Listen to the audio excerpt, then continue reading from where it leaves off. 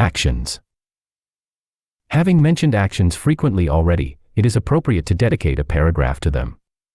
Actions are the things people do. The actions of a person define their behavior. Repeated actions can be recognized in identifying behavioral patterns. An action can be anything from a facial expression or involuntary body movement to speech and decisions, as well as acts of violence or sabotage. Tools. Understanding goals provides the necessary information for effectively manipulating others. Tools, on the other hand, are the raw materials you have at your disposal for affecting those goals or the actions taken by others to achieve them. In this book, persuasion was previously referred to as a method. However, tool more accurately describes the way in which these following concepts behave: tools to effectively manipulate. Power. In the last section, goals, you read some examples relating to the workplace, specifically regarding situations in which you might be able to help someone else achieve their goals. This translates to power. Power is the ability to help other people succeed. This is an interesting definition because it appears to subvert the normal idea of power as an ability to exert force over others. However, breaking it down, the two are closely related. Having the ability to exert force over others can mean not harming them, not invading their country, not throwing them in jail, not creating laws which negatively impact them. These are all forms of power. The power to help other people succeed is much the same as the power to make other people fail, left unexercised. These are just positive and negative perspectives of the same thing. The difference is often negligible. What can you provide people that will help other people achieve their goals? The most obvious thing is extraordinary abilities. Talent is valuable in every aspect of life, from sports competitions, to business, to raising children. If you have talents that other people can use, that's a powerful thing. Another form of power is authority. The boss gets to decide who is promoted and who is fired. A police officer can arrest you or let you off with a warning, thanks to their legally sanctioned authority. A judge may decide your sentence, based on certain constraints, and their opinion of your nature. However, there's a problem: you might have the same, or greater, talents as another person. And yet, they may be more successful than you, held in higher regard, and enjoy greater benefits. The other aspect to power is reputation. This relates to the belief, held by others, in your power. It's reputation that is often key to manipulation. The judgment of others regarding your ability and your authority. Persuasion. One previously mentioned tool is persuasion. Having examined persuasion in relation to manipulation, and established it as a tool within the umbrella of manipulation, it is now worth making a comprehensive definition of persuasion and examining its use. Persuasion is the effort to convince another person to change their actions. The problem with persuasion alone is that, so often, it is obvious to the person that you have an incentive to convince them. They believe that you stand to gain from the persuasion, which is unhelpful when trying to manipulate a friendly or neutral party, and devastating when trying to manipulate a rival. Persuasion is most useful when you can reveal new information to change the perception of others. If someone is likely to change their course based on new information or new understandings of information, which you can provide, persuasion then has a chance of success. This means providing information which will affect either the goals of another party, or the actions they will take to achieve them. The only other scenario is when another party believes that your goals somehow have a positive relationship with their own. In this case, they may trust your judgment and your intentions, and take up your cause. This is great when you genuinely have new information or the trust of another party. But on many occasions, you won't. On those occasions, persuasion is only going to be effective when combined with other tools, such as deception. That means attempting to persuade someone based on a lie or partial truth. Once again, you are revealing new information or leading someone to believe your goals align with theirs, but in truth you are fabricating or hiding elements. Deception. This is the third tool for manipulation.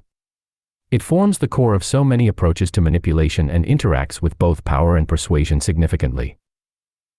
Deception is the control of information. Start thinking objectively and it becomes possible to imagine people as machines. The machines are designed to achieve goals, and will do so by reacting to inputs, information, and creating outputs, actions.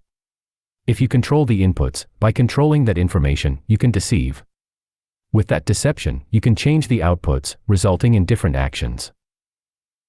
The reason deception takes a central role in manipulation is that it is important for parties you manipulate to believe their actions are furthering their own interests.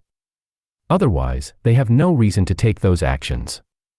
The objective of deception is to control information in such a way that the information they receive leads them to actions which further your interests. Naturally, the main danger with deception is being discovered. For this reason, deception is often best avoided where possible and, when used, to be carefully controlled. An ideal deception would have minimal risk and maximum reward, with plausible deniability if found out. There is also the risk that lies can lead to further lies, in order to cover up the original deception. In this case, the risk swells while the reward remains the same, and what might have seemed like a good idea at first can become a terrible decision. Irrational behavior. So far, in the fundamentals of manipulation, there has been an assumption based on the idea that parties act rationally. This is, broadly, a good assumption. What may seem like irrational behavior, to some people, is often a case of someone having unexpected goals. It is of little interest, to your manipulation efforts, to assess the rationality of anyone's goals. While the volatility, liability to change, of those goals is of interest, the rationality of them is not. The important thing is to determine a person's goals via their actions and use those goals to predict, and manipulate, their future actions. For example, a coworker may seemingly be slacking off at work. They might not be doing any of the things required to achieve a promotion or make a good impression on your boss. Is their behavior irrational? It may seem so, but only if you assume their main goal is to advance their career. In actual fact, they may be looking for an easy ride, or focused on pursuing a love interest in the office. They might be more interested in their life outside of work and simply choose to earn some respite during work hours, so they can party it up all night again. In that sense, their actions are not irrational, they are simply geared towards achieving another goal. Is that goal rational? It hardly matters. Irrational behavior is a cognitive failure to perform actions which help achieve one's goals. The person in the previous example might have a stated goal to become head of sales in the next 2 years. However, that doesn't mean their real goals align. If someone is not consciously acting to achieve their goals, they can no longer be called their goals. Therefore, the behavior is still not irrational. Irrational behavior is more like a tic of the mind. It is a mistake, based on either a failure of human instinct or a lack of understanding. This is distinct from a lack of information, whereby a person can still make a mistake, however it is rational behavior based on the knowledge available to them. A good example of irrational behavior is playing the lottery. Everyone knows how unlikely it is that your ticket will win, but many people play anyway, for the chance to win big. Something about human instinct encourages people to gamble for a reward. The same approach is used by social media apps, who have discovered that an endlessly scrolling feed is the perfect way to tap into a twitch of human instinct. People scroll down and down the page, revealing new posts and content, each time gambling on whether something will be of interest or more drivel. It plays into the same risk-reward mechanisms as the lottery, manipulating human instinct to get more ad views, keep people using the apps for longer and increase their revenue. Not everyone is as vulnerable to these methods of manipulation as others. The way rational behavior fits into this book's approach to manipulation is as part of observed behavior. Just because behavior is irrational, it doesn't mean that it is random, it can often be predicted. This makes it just as useful as rational behavior in understanding a person or party. The important thing is to be aware of the possibility of irrational behavior, identify it and work it into your approach to manipulation. Manifestations of manipulation. Approaches to manipulation are ways of using of the above tools to affect the actions of others. It can vary from manipulating a single person, to manipulating a group, to manipulating an array of people within an organization in different ways. Once again, you're almost certainly already doing this to an extent. Examine some of the following approaches and consider how they might relate to your life already. The carrot and the stick. This classic, and well-known, approach to manipulation is the basic idea that good behavior is encouraged with a reward and bad behavior is discouraged with a punishment. It's common in families, schools, businesses, and basically all societies. It's something humans do instinctively. It might even be called justice. However, the carrot and the stick may also form part of your efforts to proliferate your own worldview or improve your comfort. If a romantic partner cleans the bathroom and mows the lawn, you might give them a kiss and be more inclined to cook dinner. If they spend all day watching TV in their underwear, God protect them from your wrath. At work, it's normal for a boss to incentivize workers with bonuses and, of course, there is the ever-present threat of losing your job should you prove unsatisfactory. But what about the carrot and the stick between peers? If a coworker's actions somehow enhance your work or make it easier, isn't it natural to mention that and attempt to reinforce the behavior? What about if they create an extra problem for you that you feel could have been avoided? That's likely to affect your relationship. You might give them the cold shoulder. So it's something present in all relationships. However, learning to manipulate people, you might find that your actions don't always have the desired effect. If you thank Jeff because his work helped you out, the next time he's in a pinch, don't be surprised if he neglects to go the extra mile. Imagine that Jeff was short on time and needed to decide between helping you out and helping Bill out, who gave him the cold shoulder last time Jeff failed to help him. Assuming that all is equal, the work for both you and Bill was the same and Jeff was under no additional obligation to complete either, that person has made a calculated decision. Rather than disappointing someone else and receiving the stick, they'll assign more time to their needs and forego your carrot. What's just happened is you've unsuccessfully manipulated the situation. The attempt is there, by thanking Jeff, but you failed to get a result. Breaking this down. Your power, or ability to help that person, was judged as less than the power of a third party to hinder them. Your persuasion failed because you didn't provide information that convinced that person of your power. The lack of deception in your approach resulted in more work for you. There are a few possibilities. It is possible that Jeff simply responds more to the stick than the carrot. Despite the fact that he is obligated to complete the work for neither you nor Bill, he will do so primarily to avoid conflict, rather than to curry favor. An alternative is that he simply judged Bill as having more power than you, that means a greater ability to help Jeff achieve his goals. Perhaps Jeff predicts Bill has a higher career trajectory, more influence with the boss or greater social influence in the office. This isn't to say that the stick works better than the carrot. You might find that Ted prefers to be rewarded and generally doesn't respond at all to negative feedback. The important thing is to find out what drives people and discover their goals. Emotional manipulation. This is not wholly distinct from the carrot and the stick, but much of manipulating people involves emotional intelligence. There are a variety of ways in which people emotionally manipulate others. All of these, in some sense, work with the tools above to affect the actions of another. It might seem natural to conclude that the goal of emotional manipulation is to provoke irrational behavior. However, that's rarely the case. Emotional manipulation is much more likely to distort the truth, to the extent that someone alters their path to achieve their goals, through a perceived change in reality. Examine an approach to emotional manipulation called the guilt trip. The guilt trip involves trying to make someone feel worse about an action they have taken, or an action they have failed to take, which amounts to the same thing, i.e., sitting around and not tidying your room is an action. By guilt-tripping someone, you are attempting to affect their emotional reaction to their error. The return is for that person to feel indebted. You are altering their perception of a situation so that they will either correct their behavior at the next opportunity or make amends for their error. Here is a breakdown of the mechanics. They are concerned about their loss of reputation. If they develop a reputation as someone who cannot or will not help others to achieve their goals, the result will be a loss of power. Solving the issue by making amends is a way to salvage their reputation. You are persuading them of the severity of their error. As previously mentioned, failing deception, this requires you to either offer genuine new information, such as a previously unknown negative impact of their error, perhaps a financial cost to yourself or another, or have enough of their trust that they believe your opinion of events to be valid, causing them to reassess their own. Naturally, you can use deception to fabricate the above, inventing a detail that changes their perspective. An example could be lying about an injury they caused to someone else unintentionally, playing up its severity. While you will be found out eventually, this might be an effective short-term tactic to provoke a confession. The person who has committed the error is also affected by your power. If you have the ability to remedy the problem they have caused, they are likely to be submissive to your demands. Your power is the ability to help them achieve their goal of saving their reputation, and naturally that increases the greater they perceive their error to be. Guilt tripping is far from the only form of emotional manipulation. It is difficult to draw the line between ethical and unethical emotional manipulation. For example, what constitutes guilt tripping as opposed to simply expressing disappointment? They are essentially the same.